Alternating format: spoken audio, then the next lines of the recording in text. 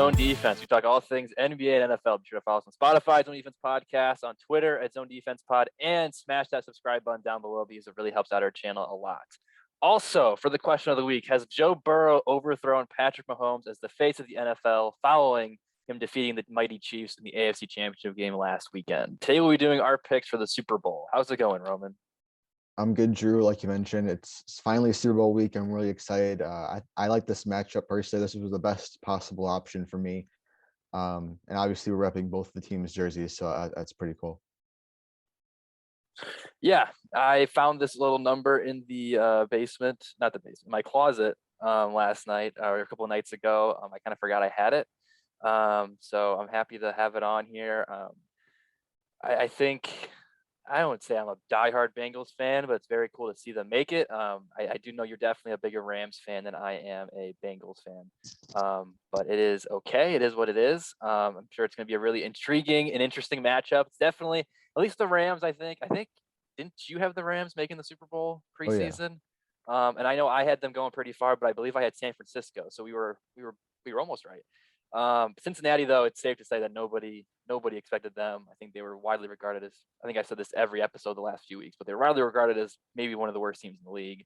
I feel like it's been a long time since we had one of those teams that have just kind of really shocked it and made to the Super Bowl. Flacco's Ravens, maybe the Ravens. But it's been a long time. Maybe the Alex Smith, Colin Kaepernick 49ers in that very same Super Bowl, but they were kind of trending in that direction too. But it feels like it's always been Brady, it's always been Mahomes, and now we've got Stafford and Burrow, which is really, really fun to see. But before we get into that, how about you jump into the news and notes?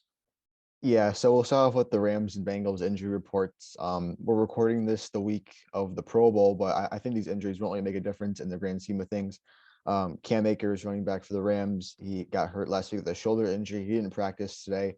Tyler Higbee, he left the NFC Championship game as well with a knee injury. Joe Noteboom, offensive lineman, didn't play in the last week with a chest injury. Taylor Rapp is still recovering from a concussion, and Van Jefferson's dealing with a knee injury. They've all not practiced or have had limited practice this week. And then for the Bengals side of things, CJ Uzomah got hurt in the AFC Championship game with a knee injury, and Trey Hendrickson is dealing with an illness. Like I mentioned, I think there's another week left to go while we're recording this, so I expect all of these players to play and be cleared. So getting both teams at their healthiest is definitely going to make for a better Super Bowl. So ultimately, hopefully these injuries don't linger into the next week and hopefully hurt their chances at the Super Bowl, but we'll definitely keep an update for that. Some more head coaching news. Last week, we talked about a few of the head coaching vacancies that being filled. This week, we have 2 confirmed and hopefully 3 confirmed. So first, we have Brian Daboll with the Giants. He was the offensive coordinator with the Bills. That kind of makes sense because of the pairing he had with the GM, Joe Schoen. So he's bringing their guy in. I think Daboll, he had a good run in Buffalo with Josh Allen. Hopefully, he can bring some of his magic and help Daniel Jones kind of salvage his career so far. Next, we have Vegas. They actually hired a GM and a head coach, both Patriots guys, so we don't know how that's going to work out.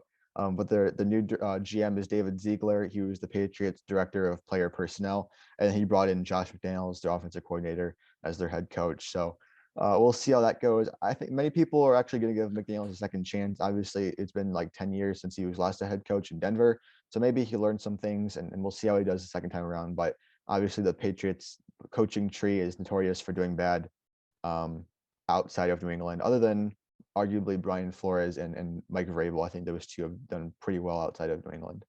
And then the third vacancy that being hired is not actually official yet, but it could be very much after the Super Bowl, is with the Vikings. They recently hired their GM last week, and now they might have their head coach in Kevin O'Connell, offensive coordinator for the Rams. He's the new favorite after not getting Jim Harbaugh. Apparently, after a 9-hour interview, they didn't hire Harbaugh, and now he was back in Michigan. So we'll see.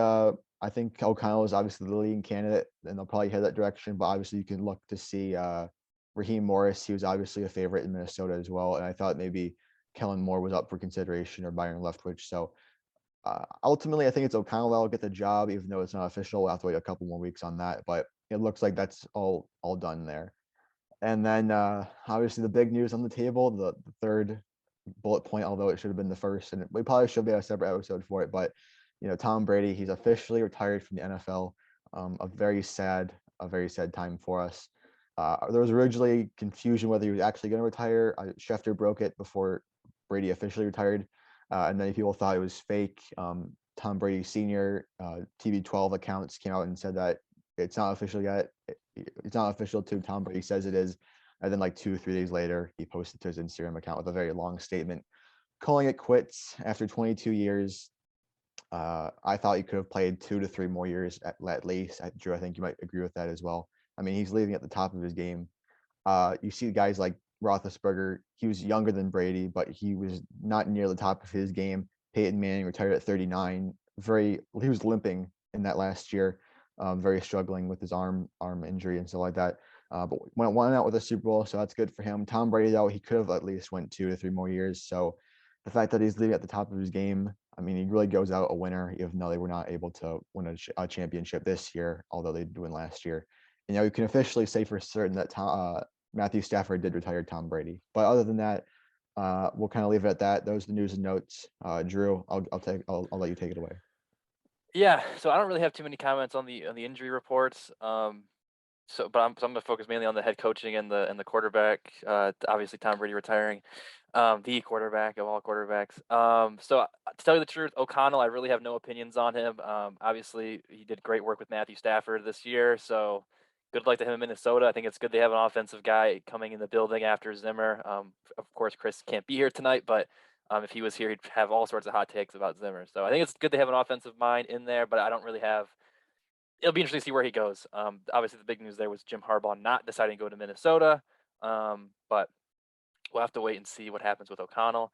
Now for the big guys, McDaniels and Dable. I'm really surprised that the Raiders elected to not go with the interim Bisaccia. I mean, with all that, I know I've always mispronounced his name, but when with all that he had to deal with and the fact that he still found a way to get his team into the playoffs. And I mean, they put up a really good fight against Cincinnati, who obviously was a really good team and made it all the way to the Super Bowl. So the fact that he didn't get a shot, I feel like he really deserved that. I know they let go of Mayock, the GM, so maybe that played a role into it. But if you're looking at McDaniels, which I know like that was a decade ago, but he was a mess as a head coach.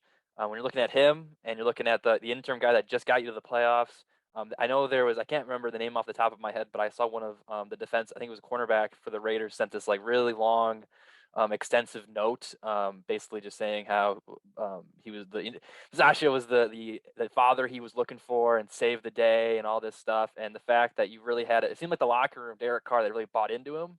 And the fact that they just kind of let him walk and brought in a guy like McDaniels, whose track record is not great, was very surprising. However, the Patriots way, I guess we'll see if it works better in Vegas than it did in Detroit. It seems like whenever you try this mode, it only ever works in New England for whatever reason. It's not going to work anywhere else. So we'll have to wait and see. I'm a little skeptical there. I was bummed to see that. I'm just going to call him the interim coach did not get a chance to get a second shot or to keep going because he was really good. And I feel like if they kind of kept going in that direction, I feel like it could have been really good. But oh well, we'll see what McDaniels happens. And then Dable. His name has been swirling around the news like hotcakes here these last couple of days due to the Brian Flores and in the lawsuit involving that. But that aside, if you look at Dable's resume, Buffalo's obviously one of the best offenses in the league the last couple of years, and I think that's exactly what the Giants need.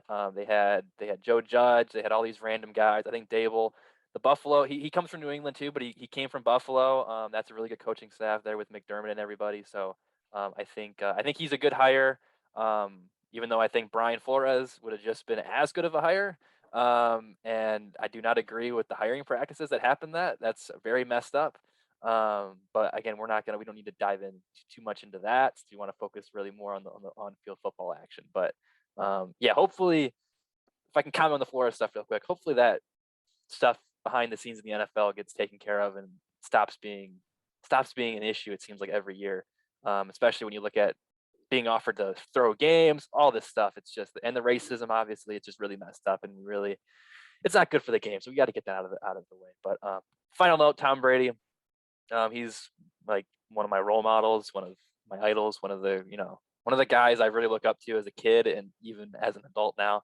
So it's definitely gonna be really weird not having him playing football next year. I'm gonna miss him a lot for sure, but he was throwing passes to David Beckham's kid yesterday on a jet ski. Looked very unsafe.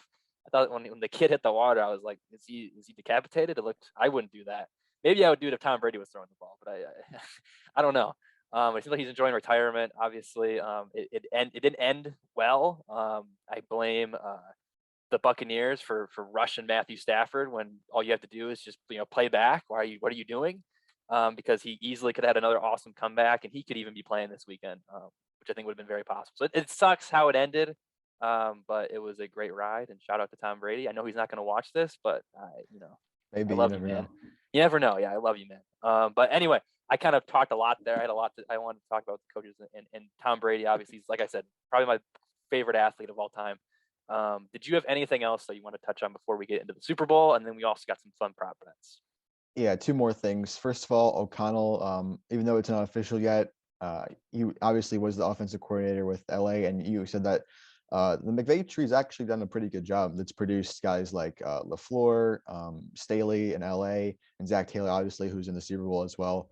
O'Connell, though, I'm not going to hold out judgment too far yet, because obviously he wasn't calling the plays in LA.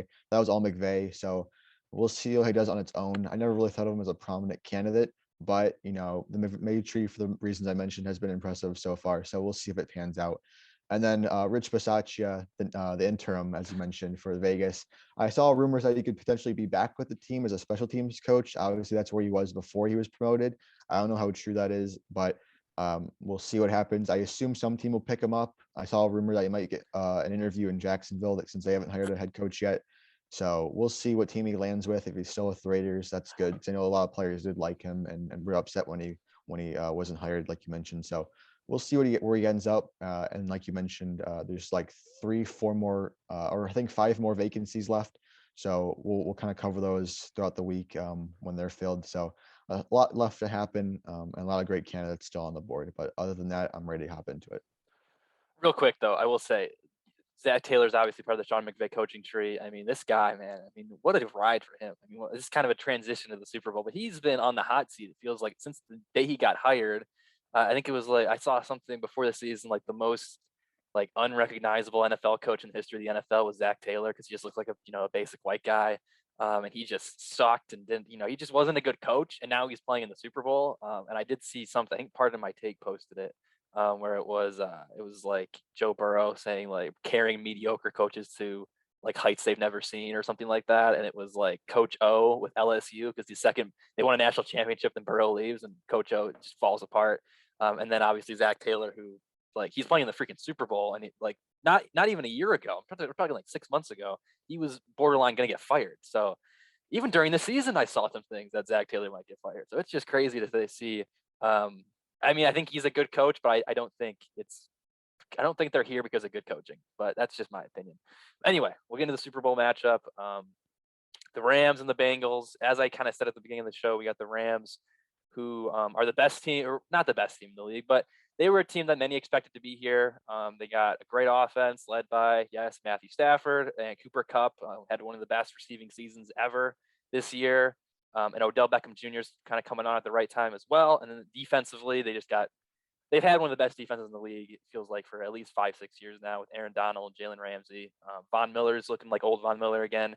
And Von Miller, I think also, I mean, this team, most of these guys were in the Super Bowl when Jared Goff was leading them there a couple years ago. But then you got Von Miller, who freaking won the MVP of the Super Bowl only a couple years ago as well. So really good team there. And then we got Cincinnati, which their defense really came up big last week. Kansas City looked dominant the first half, and then the whole second half and overtime, they just took over. So they got a solid defense, and then they obviously got Joe Burrow, elite receiving core with Tyler Boyd, T. Higgins, Jamar Chase, and then Joe Mixon's also a beast, and my guy Samaje Perine getting some nice run out there out of the backfield as well. The only real concern with Cincinnati is their O-line, which was able to kind of hold up last week, but you still had Burrow just get tackled a lot, or kind of evade pressure and throw it downfield, and just made these like crazy runs. He was doing a lot. But they're going to need to step up their game if they're going to hold up off the elite LA pass rush. So Lots to go over here. I'll start us off because I am going to go with the Cincinnati Bengals because they're the team I want to root for. I think that's part of the reason why Chris is picking them too. If I had to pick with my head, I'd probably say the Rams because I feel like even though I feel like they definitely have the better defense, even though Cincinnati has a good defense. They have probably a better offense, mainly just because that offensive line I think is a lot is better than Cincinnati's, even though it's still nothing too super spectacular. But I really think it might come down to that: is which offensive line shows up, which pass rush is the best. Because these teams actually, believe it or not, kind of line up pretty well. If anything, I would say Cincinnati, you could probably say they have a better quarterback and a better receiving core.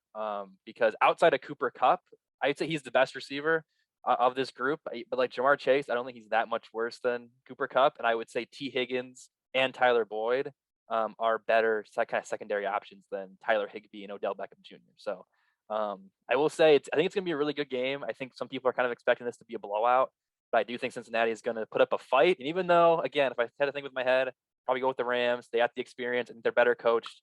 I am going to go with Cincinnati because they're the team I want to root for. You already won the playoffs, Roman, so I'm going with Cincinnati because they're the team I want to pick.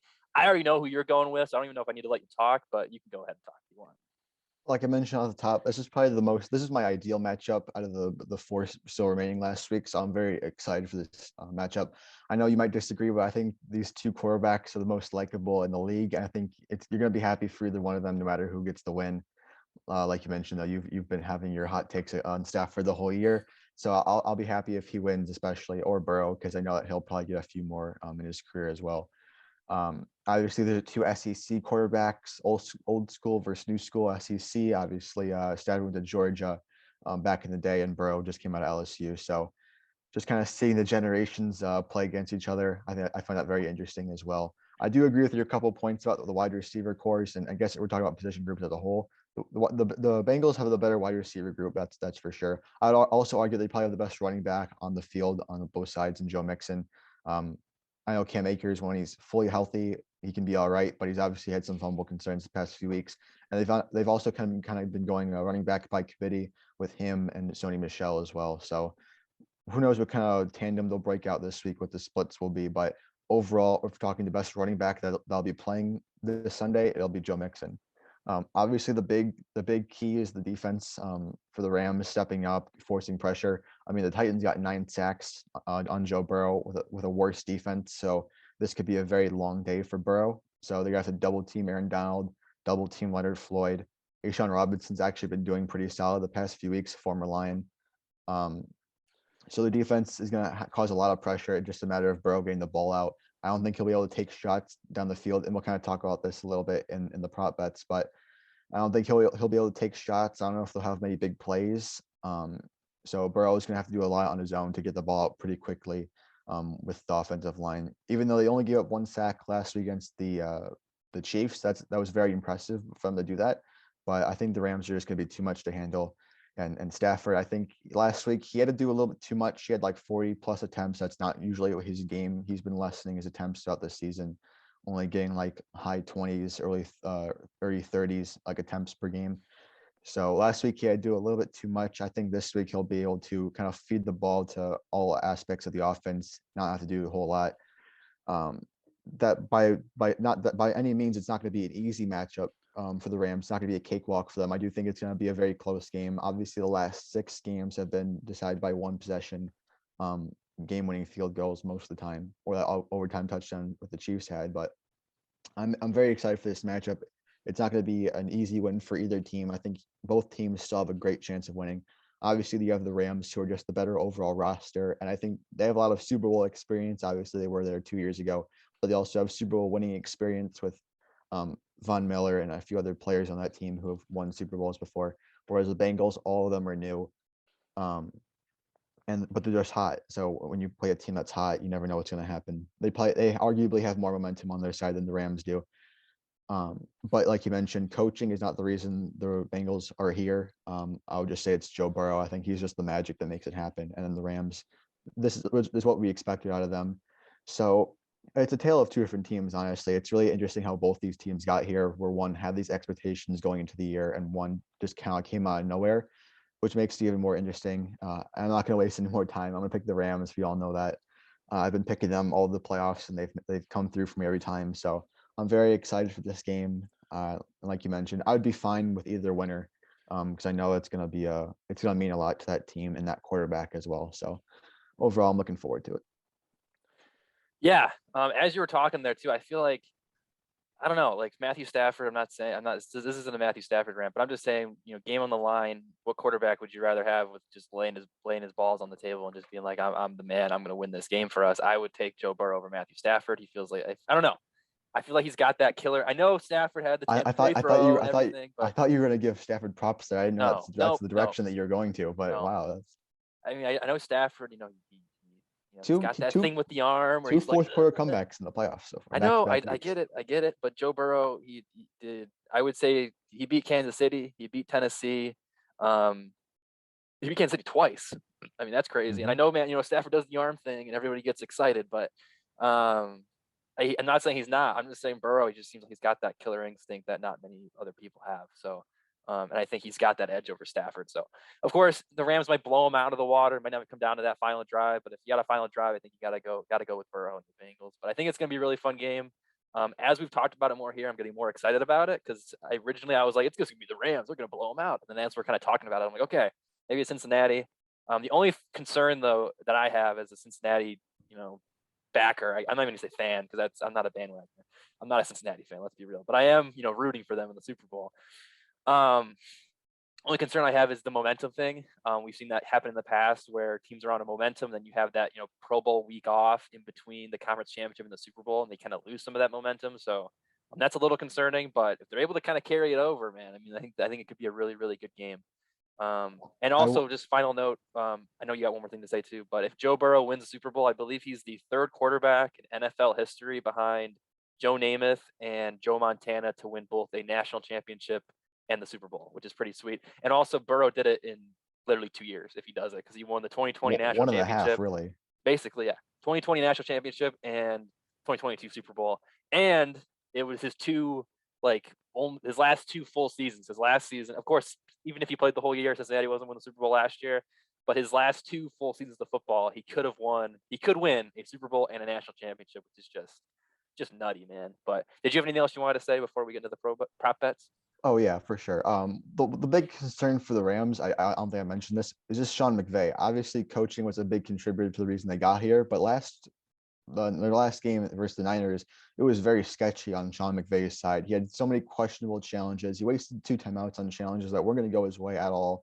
One on a fumble, and the other, I don't remember what the other one was, but he wasted two challenges, two timeouts on plays that had no shot at being overturned. And he made some poor other questionable decisions throughout the game. So they were almost the reason they lost. He would have been the reason they lost that game, in my opinion. So he has to shape up. It'd be very cool, as like a cool storyline. If obviously Zach Taylor from that trade we talked about it, if he were able to beat McVay in the Super Bowl, that'd be a cool storyline as well. But McVay, he needs to shape up because he's been trying to be he's trying to be the smartest man in the room a little bit the past couple weeks, and it's mostly backfired. So just keep doing what's been working, and don't get too creative, don't get too out of the box. So the pressure is on him more than Stafford, I'd say, as it was in the last game as well. So if McVay loses again, he's 0-2 in the Super Bowl. I'm not saying he's on the hot seat by any means. He probably won't get fired for a very long time, but I mean, if not now, then when? So uh, that's just the main concern with the Rams, and hopefully McVay doesn't make any boneheaded decisions throughout the game. Yeah, it's a very good point. Let's have to wait and see. I think it's gonna be a fun game. I keep saying that, but I do think it's really gonna be an entertaining and fun game. I will say too. Final note. This is the actual final note. Is with the Bengals, this could be the start of something great for them. And LA, I mean, I would say this is their shot. Like next, if their cap situation, I mean, you could maybe argue they have one more year, but after that, I mean, obviously they don't have the picks. The guys are getting older. It could get really ugly really fast. So the Mm-hmm. Rams, this is it. There's definitely not that there's no pressure on Cincinnati, but there's a ton of pressure on LA because if it doesn't work this year, Cincinnati they're young. They in the draft and free agency they can improve their offensive line. They could be a juggernaut next year. You don't want to expect that you're going to make the Super Bowl again. Um, but it's way more realistic for them to make it again than LA, in my opinion, given all the for sure. circumstances. But there's one team I was trying to. Oh, Dan Marino in the Dolphins. That's the team I'm trying to think of because he made the. I don't know why that popped in my head, but he made the Super Bowl, I think, his rookie year and lost or something like that, and then he never made it again. So you don't want to take the Super Bowl for granted because his mentality was, okay, well, I'll be back again next time, and he never made it back again. So or he never made it back. So you don't want to have that mentality if you're Cincinnati, but I will say that this is the beginning of something special. LA, it's Hmm. a lot of pressure on them, but enough talking. That's actually the final point. And now we're gonna move into the prop bets. This is something we do every year. It's always a ton of fun. So Chris already put all of his in. He's just smashing that over, isn't he? And then he's going orange. He's got heads. He's got all Bengals all the time here. So I'll let you go first since I picked the Super Bowl matchup first. So you can start with the score one. Obviously, you got the Rams winning, but what's your score look like for this game, for this matchup? Yeah, I don't think it's going to be a high scoring game.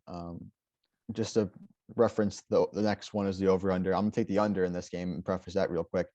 Chris has it. I'll say what Chris mentioned. He has Cincinnati winning 27-24, which makes sense. Obviously, the last 6 games I already mentioned has been decided by the last play of the game or game winning field goal, game winning touchdown. So it would be definitely insane if this game were to be in that same scenario. I hope this game doesn't go to overtime because I hate the overtime rules and I don't want to have that mess in the Super Bowl again. But for me, as I mentioned, I'm taking the Rams. It's an unconventional score, but I'm gonna go Rams 26-20. It is an unconventional score. I like it though. Like in those 26s, you sound like Cynthia Freeland getting some Oh, 26s in the jeez. game. Okay, so for me, I got Cincinnati. And I'm curious because Chris just smashed the over, but his score is pretty like reasonable. I feel like for the most part. Let's see, what was the matchup last week? It was 27-24, right? Wasn't that the final score of the Kansas City? Yeah, Mhm. 27-24. I'm gonna go kind of the same thing, but a little bit higher. I'm gonna go 31-28. I'm gonna say that Mr. Burrow leads they're down 28-24. They drive down the field to win the game 31-28. The Bengals win. So you already put your under down for over under of 48.5, obviously, given the score you put down. We'll do some quick math here. I think I'm at no, You're 49, definitely over. You're definitely 59, over. 59. I'm over. Yes. It's hard to do math, especially when there's a camera in your face that fast. So I'm over. Now we've got MVP. I'm going to go next. I want to pick Burrow because that's the obvious choice. Given my winner, it's going to be very shocking if Burrow doesn't get it. However, given because I don't want to be just basic, I'm going to say go off the cuff here. I'm going to say Joe Mixon. Give me Joe Mixon. He just has an elite rushing game. The Rams are getting after Burrow. They gotta get the ball out quick, and they gotta hand it off. I think he's gonna have maybe a receiving touchdown, a rushing touchdown, and have a really impressive game both in terms of rushing yards and receiving yards. Give me Joe Mixon as the MVP, even though I do think it's most likely going to be Burrow because it's always the quarterback. Yeah, that last year I tried to be a little off the board and pick Leonard Fournette as the MVP, and it just wasn't him. So if it is the Rams, I'm gonna go with Matthew Stafford just to have that Yeah, in the bag. So it's got to be the quarterback. yeah, it's always the quarterbacks. I will say you could have said Rob Gronkowski, and that would have worked last year. But okay, now we got the coin flip, heads or tails. You go first because this is yours. What do you got? I wanted to research what I forgot off the top of my head what the last 2 coin flips were from the overtime games, and I just picked that, but I didn't get a chance to research. I think it was tails, so I'm gonna go with tails as well because tails never fails. Okay. Let me think. This is really just a crapshoot. Okay, because I'll leave Chris on an island here because Chris and I both had the over, you had the under, so now you and I both have tails. He has that. So this is literally a crapshoot. There's no methodology you can use to figure that out. All right, now we got the national anthem over under 2 minutes. Do you know who's doing the national anthem? Oh yeah, let me Okay, find the let's name. figure that out real quick. I remember it's always right there. I think there's a stat there that says it's always up. It's like a minute 45, minute 55 to just over 2 minutes. So it's always around there. We'll figure that out. But I know, but if there's a guitar solo involved in some way, shape, or form, I feel like it could be over 2 minutes.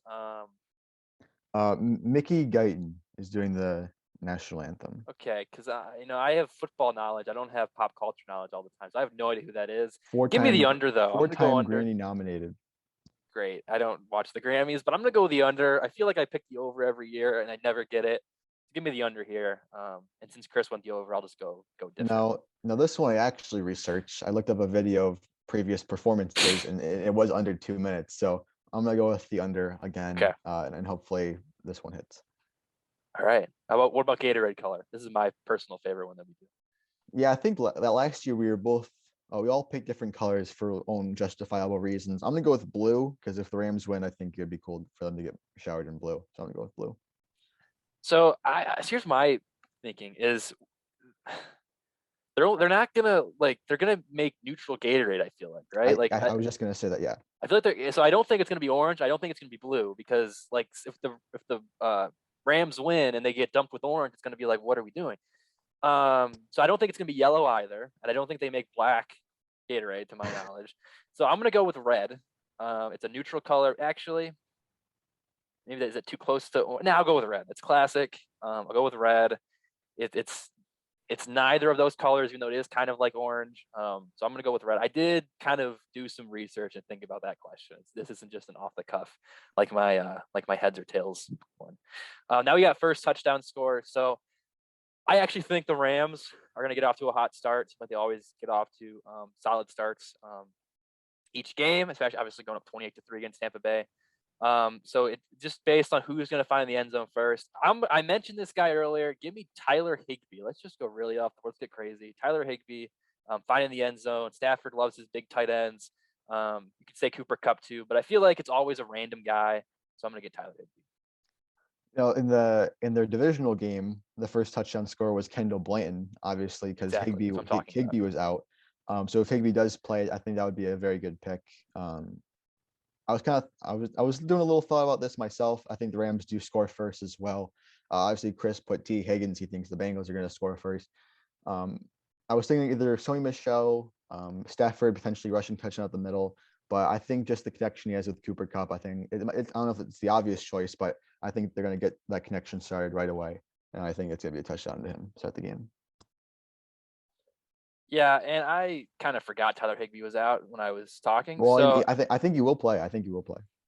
yeah, but even so, I feel bad about that. So I'm going to go with my second guest guy, Odell Beckham Jr. for Yeah. basically the same reasons I just said. Stafford likes him, maybe throw to him. I kind of want to put Van Jefferson after I'm seeing Odell Beckham Jr. on there, but I already changed my answer twice, so I'm not going to do it a third time. So now we'll go over to you for Joe Burrow. Actually, how about this? Because I got the Burrow jersey on, you got the Rams jersey on. I'll do Burrow, you can do Stafford and Kupp, and then I'll do Chase. So that makes it'd be weird if we're not doing that. So I'll start with Burrow. It's pretty easy. Over. I'm taking the over. If they're going to win this game, he's going to have to push 300. So I feel like he's going to get to that 280 to 300 range. So I'm getting the over. In 2 of the 3 playoff games so far, he's hit the under of that mark. He actually hasn't been super impressive really in the playoff games so far. He's made some nice throws occasionally. He steps up in key moments, but like you mentioned, he will have to throw over 300 to win this game or to even keep up with the team. But I'm going to go with the under. I think for the reasons I mentioned earlier, the Rams are going to make him force some underneath throws. They're not going to hit the big shots. He'll probably be dinking and dunking most of the game. So I'm going to go with the under. Yeah, I don't know those dink and dunks though, man. You get a little dink and then he goes 30 yards. That's a big gain. He did have a screen play with P. Ryan. That was a screen out for 40 yards. That was a touchdown. Yeah. Yeah. So I see where you're coming from though. Obviously you got the Rams, so it only makes sense that he's going to go under. But I'll hand you over back to you now for Stafford. Yeah, Stafford over under 280.5. 2 of the 3 playoff games, he hit the over of this mark. So I think he'll do it again, and get at least 300. I want to go under. I really want to go under. Have I gone on by myself in any of these?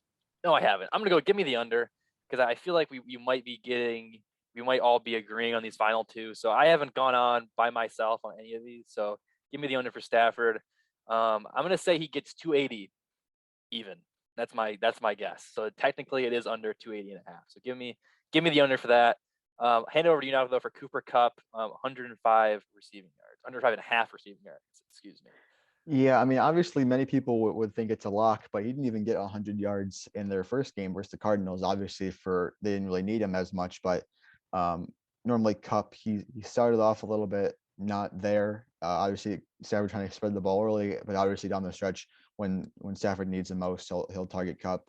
So I think he smashes this over, but I don't know why the line is that low, but I think if it's creeping up, it'll definitely be worth a conversation. But I think he gets the over.